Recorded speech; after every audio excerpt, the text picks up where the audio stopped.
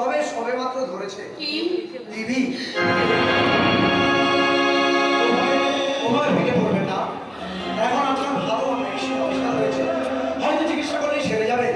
তবে দরকার well nursing, ফুল rest আর বেশ কিছু টাকা। প্রায় 10,000 টাকা। আচ্ছা চলি। আপনার ফিজের টাকাটা পরে দেবেন। না ডাক্তারবাবু না, আমরা গরিব, তাই হয়তো পরে খরচ করে ফেলবো। তাহলে দিন।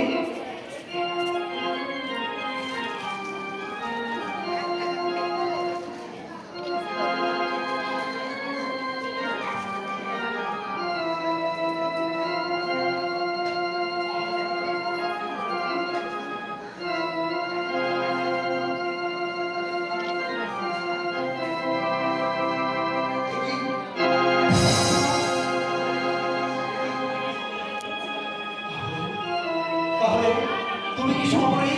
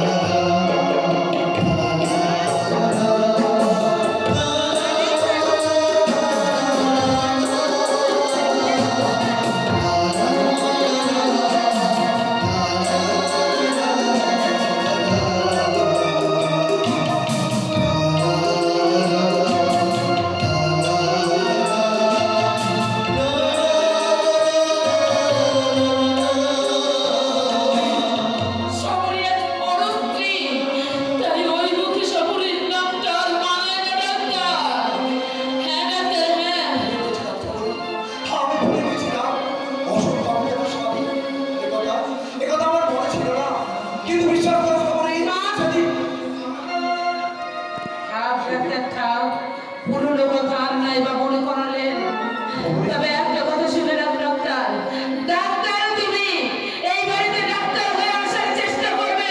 যদি দ্বিতীয় কোনো উদ্দেশ্য নিয়ে এই বাড়িতে আসার চেষ্টা করো, সেদিন দেখবে তোমার ওই চোখের সামনে এই বাড়ির দরজা চিরদিনের মতো বন্ধ করে দেবে।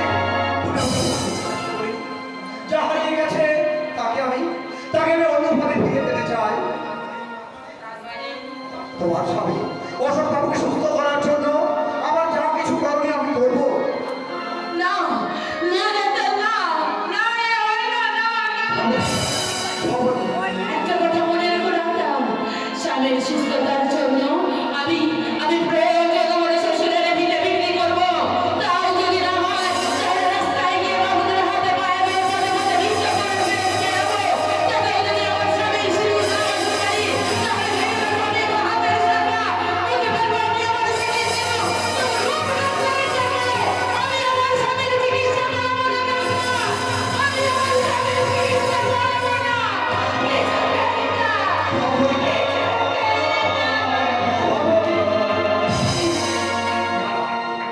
জীবন থেকে যা হারিয়ে গেছে তার স্বপ্ন দেখে কি লাভ? সেই বকুলপুরের আঁকা বাঁকা পথ আজ আলেয়া, সেই ফেলে আসা দিনের মধুময় স্মৃতি আজ মরু মরিচিকা জীবনের